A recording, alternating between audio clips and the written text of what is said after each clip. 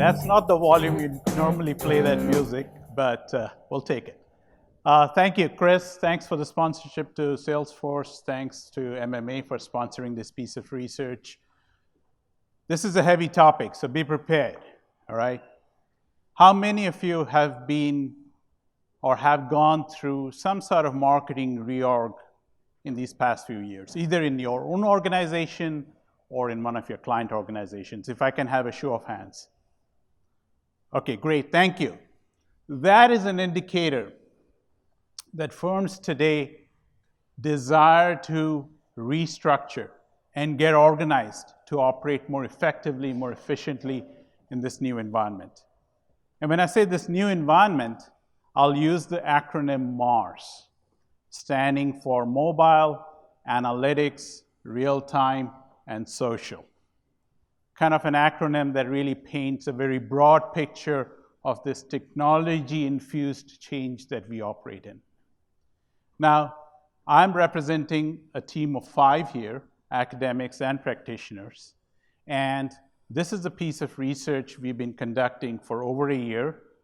I'm here to present some key findings. It's ongoing research. I'm sure we'll get a chance to come back and share some fresh updates at a later point in time.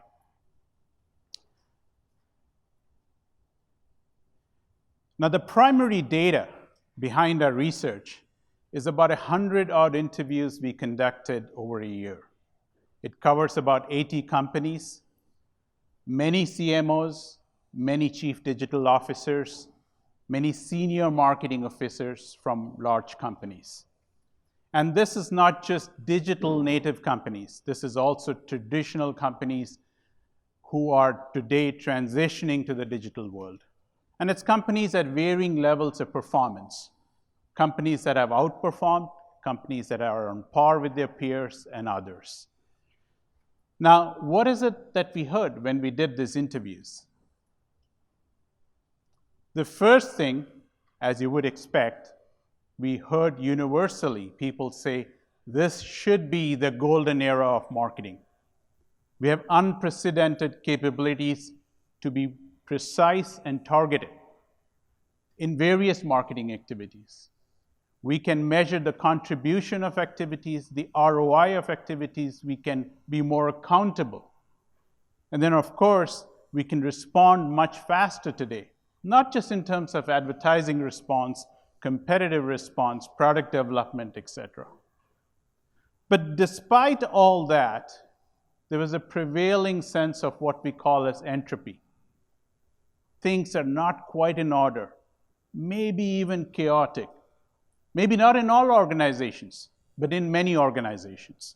And the 3 sources, there were many, the 3 key sources were, first, an increasing sense that we are not quite clear about the role of marketing.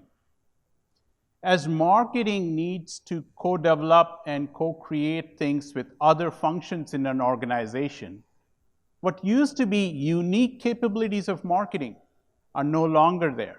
So unique responsibilities are fading away, which results in this feeling, I'm not quite clear what I'm responsible for. Marketing has added a whole slew of new activities. MarTech-driven, marketing science-driven, and often there is confusion about where should these capabilities sit. Should they be inside the organization, with agencies, etc. And then the last bit is, again, a lot of new technologies and activities getting added, nothing getting subtracted from the list of things marketing has to get done. So things are getting added, but marketing hasn't changed. And I'll illustrate this with a very simple example. You're familiar with both of these brands. I don't need to go very deep into it. Gillette, incumbent, large CPG marketers, works with retailers. Harry's, relatively new player, digitally driven, approaches marketing in an entirely new way. Now, typically what you have seen in terms of happen in the marketplace is established players adopting techniques that were practiced and introduced by digital players. So Gillette has introduced their subscription service, Gillette On Demand. Harry's has gone forth and started marketing and selling their products in Target, in Walmart, etc. And here's the interesting thing, and this is an example. As companies try to operate in this dual fashion, because they're not giving up their old ways of working, they're adding new things. They have to deal with these bipolar approaches. So Harry's obviously very used and very accomplished in operating in a fast environment, very granular customer level data, very quick in responding to marketing changes, very quick in terms of getting feedback on their response or the impact of their marketing. Now they have to deal with an effort where they sell through retailers. Numbers like simple sales numbers take time and effort to come. It comes from third-party vendors. So they have to operate not just in the fast fashion, but also in this relatively slower approach that they have stepped into. And there is this mix happening across multiple dimensions. You are very familiar with the battle between brand marketing efforts and performance marketing efforts. That's a battle that now these two players have to balance out. Also, when it comes to outsourcing and insourcing efforts, that's an effort that they have to balance out. And if you step back and see what is happening, it's best summarized by one of the CMOs we interviewed. And here's what he said. We have an idea of what we need to look like and a vision of where this is headed. But we don't have that in place right now, and we don't quite know how to put it together. The sense that we know what the parts are, but we don't know how they come together. And we think that is a critical insight. The problem is that what companies lack is a blueprint or a map that clarifies the choices and guides the choices. And that's exactly where the Mars project comes in. It introduces a Mars map. Think of it as 3 layers. The first layer we call as capability stacks. I'll explain all of this in a bit. Capabilities, think in terms of structure, process, talent, technology, data, all of that comes under capabilities. The second part is links, which is how do you link up all these capabilities so that they operate effectively and efficiently for you. And the last part is links, which is, loops, which is all about how do you connect marketing action and marketing results. So the rest of my presentation, I'm going to dive into each of these sections, explain what it is and how it can help you. When we did these interviews, we asked CMOs one of the new things that are happening out there. What is new and different? And we heard various answers. You can see some of the answers on screen. But what you have to realize is these 3 answers represent 3 clusters or groupings of answers that we observed. First one, clearly an answer from a CMO with the perspective that coding is more important than creative talent. Very different from what it used to be, right? Creative used to be the most important thing. The second CMO talking much more about customer experiences, less focused on technology. And the third CMO, when they say, great stories well told, what they're essentially saying is that the fundamentals of marketing haven't changed. That technology has introduced new ways to get it done better, faster, more effectively, more efficiently, but the fundamentals have not changed. Now, often people think of these as different camps of marketing, the old camp versus the new camp. We don't think that's a good way to think about it. Matter of fact, what happens is these 3 approaches or these 3 viewpoints represented here are what we call as capability tracks. The capability to deliver on certain amounts of information that can help you operate. And these 3 capability tracks really don't compete with each other. We think it's better to think of them as capability stacks.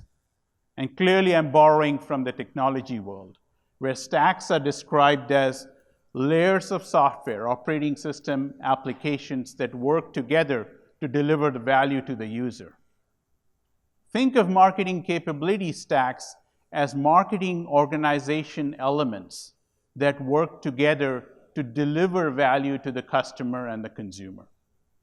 And there are 3 capability stacks I'm going to talk about in a little more detail next. The first one is the exchange stack. A lot of the terminology and the language might be similar to the past, but the activities under the exchange stack are today dramatically different. In the past, exchange stacks, which try to promote transactions, were very focused on promotions, consumer promotions, sales promotions. Today, it is much more focused on what we call as matching, which is there are hundreds of configurations of offerings, hundreds of customers. How do we make sure that the right offer is made to the right customer at the right point in time? And a great example of a company doing that is Allstate. The second stack is called the experience stack.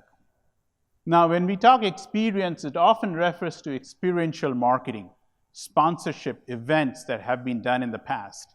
They don't go away.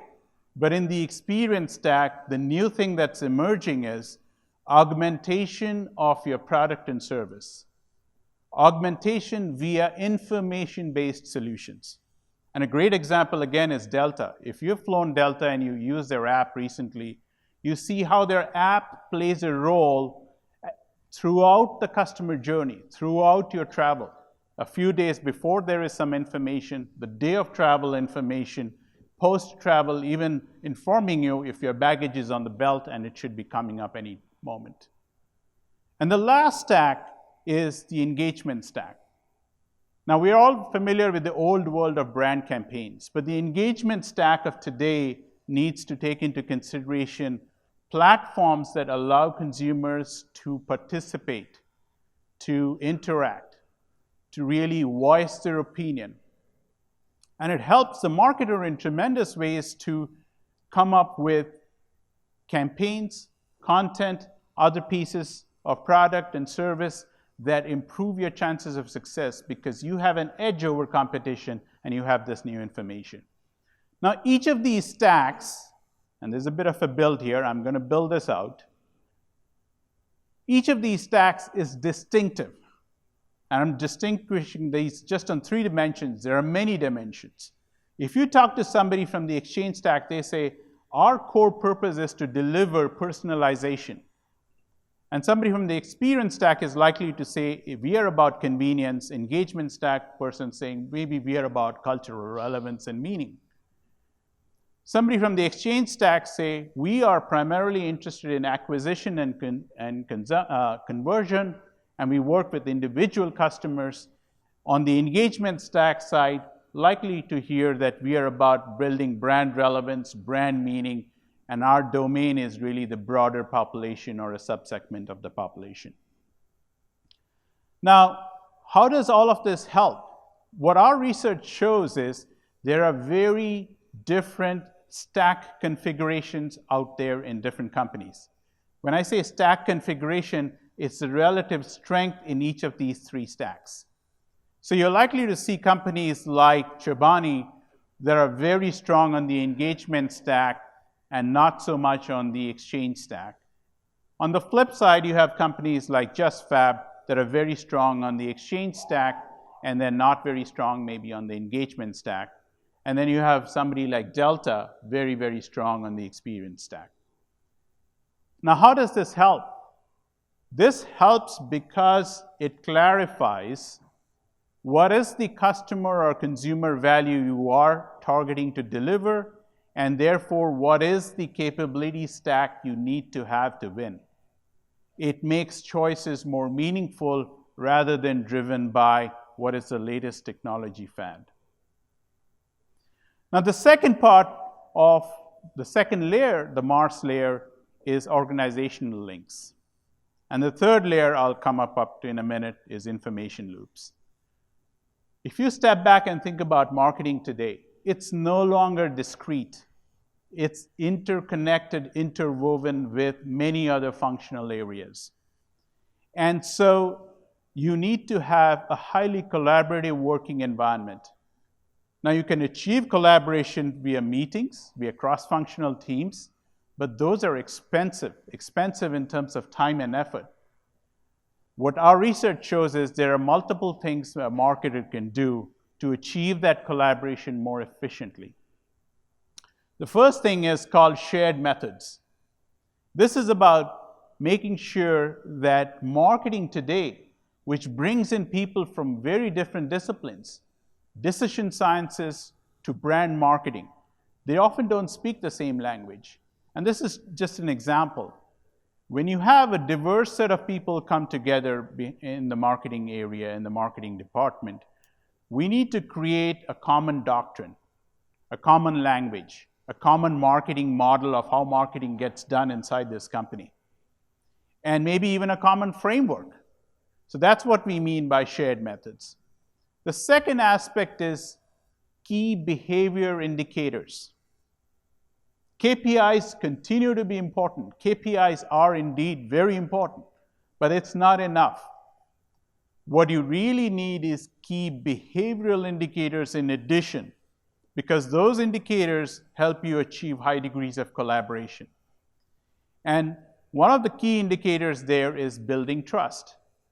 When you have tremendous amount of trust between two people or two teams, they don't need to sit down and negotiate what's the quality of work, what's the timeline you're going to meet, what are some service level agreements, if you will. They just shake hands and they can quickly get down to the task. And the last bit is org structures, which is, in the past, companies were organized and continue to be organized around activities. There's brand management, there is media management, there is market research. But often it's very difficult to figure out what each of them contribute towards a certain action. What we're starting to observe is marketers getting organized around outcomes.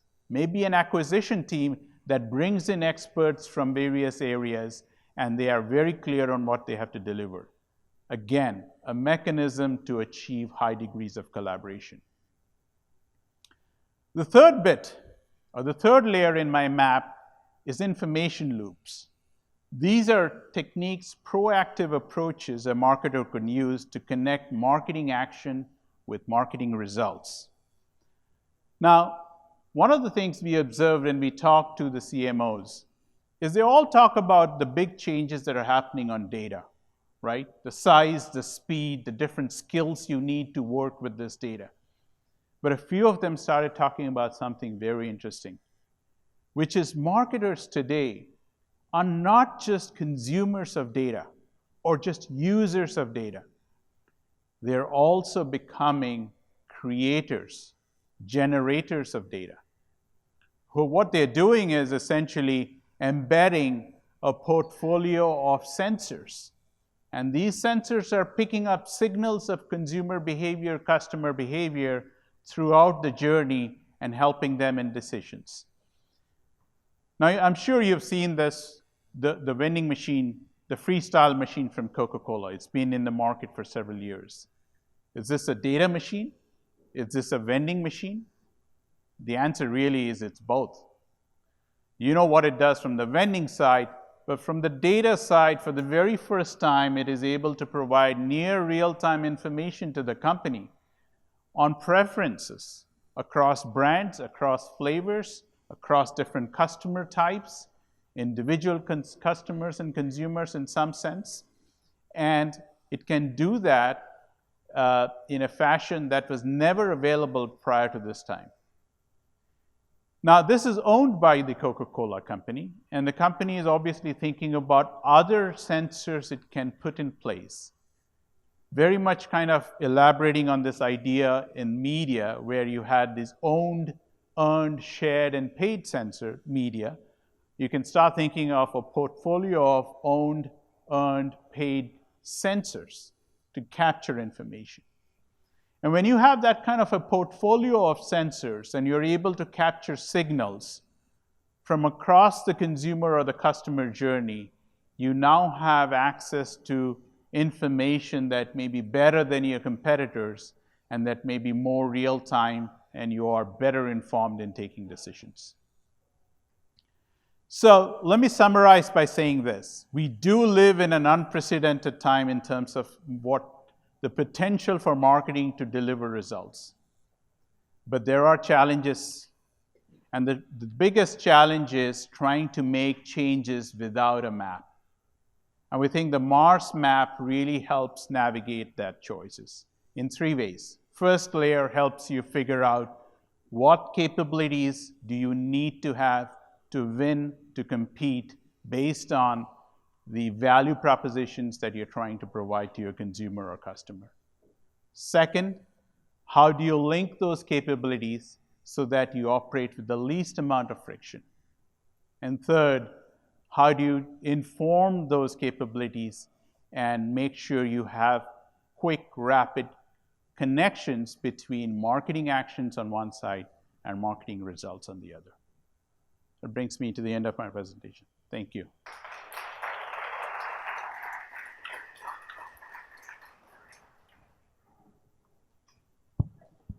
Yeah, happy to answer any questions. Okay, let's see. Hard to see with these lights on. Oh, Greg. Okay, Tanya, can you get Greg? Thanks.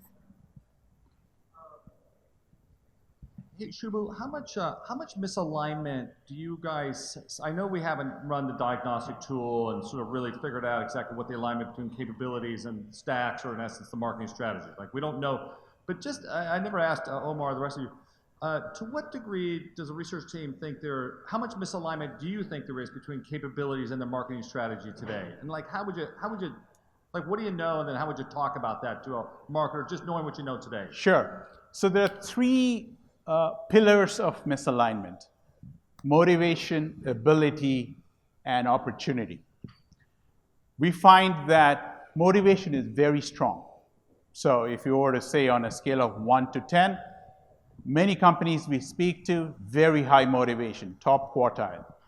Ability, which is what the Mars mapping tool gets into, is quite poor in terms of being able to figure out what are the changes they need to make, where do they stand today, and how do they go from point A to point B. And motivation again, or sorry, the last one, opportunity, is an area where there is significant opportunity, but without the ability, that opportunity is not getting fully tapped. So to answer your question, very high on motivation, rather poor on ability and opportunity.